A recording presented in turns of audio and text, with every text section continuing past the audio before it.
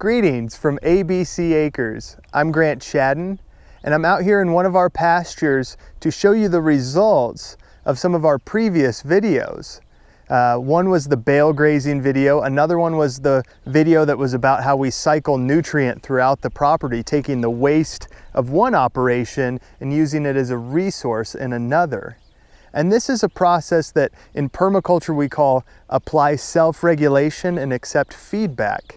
And it's also a way to monitor your results, your progress, to see where things went right, maybe where you made some mistakes that you can learn from, and keep moving forward and developing your land and your resource base to be more productive, more resilient, and more enjoyable to be around.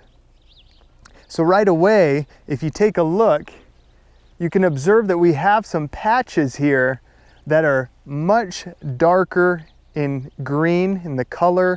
They're thicker, they're taller, and those are the areas where we took chicken coop bedding and the chicken manure and spread it out. Also our goat barn, the same thing, the bedding, the manure, the urine that was soaked up in the straw and the wasted hay bedding, and spreading that out, you can see how much more growth we have. And we're actually going to take a closer look in that and around it to show the differences.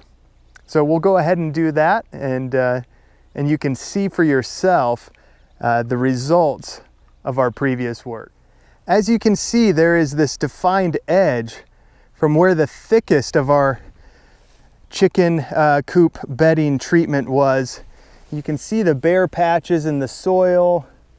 You can see that the grass is thinner, it's not as tall. But then as we get into the heart, how thick, I mean, you can't see the ground, and that's the point. How much more fertility is in that soil now, and as a result, how much more thick and nutritious, and how much more dry matter per acre would be in an area like this as well.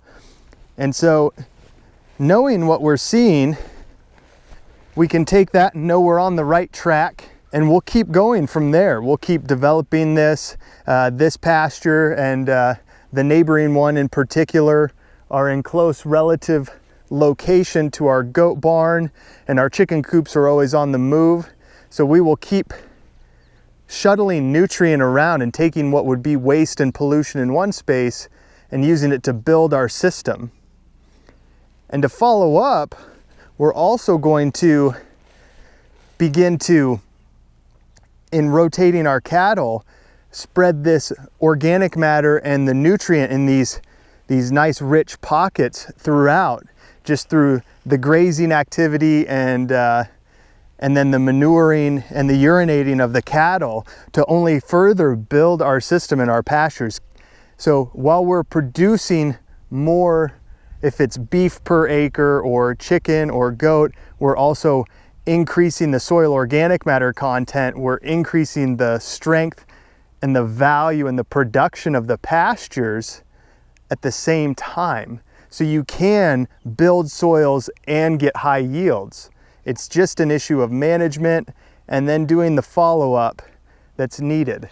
I also wanted to show you the difference in our bale grazing paddock where we had the cattle this winter, how nice and thick, and you can even see some really nice flushes of dark green and that thicker vegetation.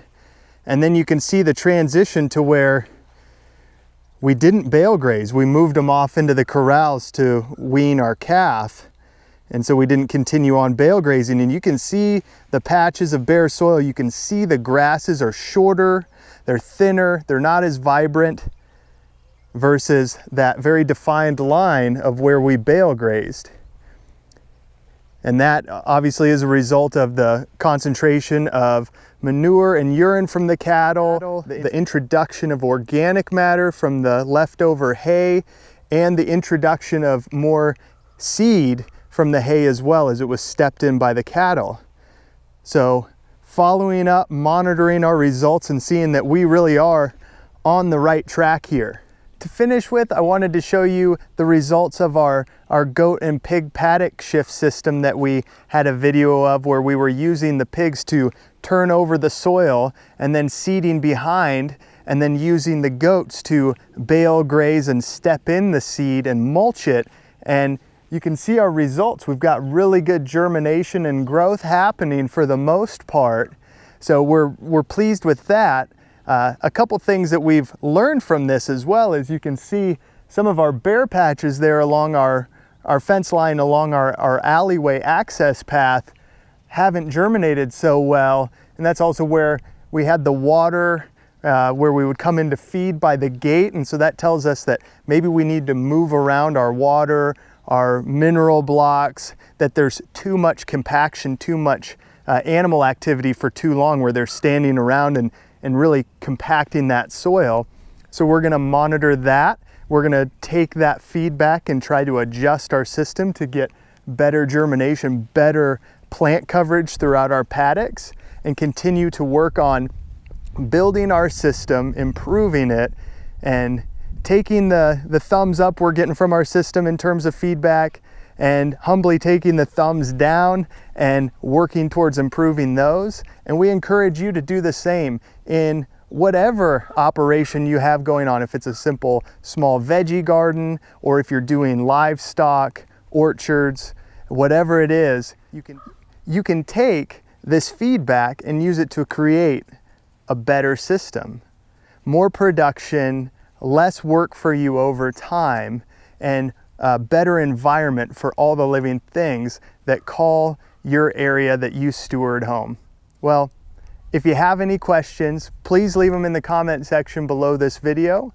And as always, thanks for watching.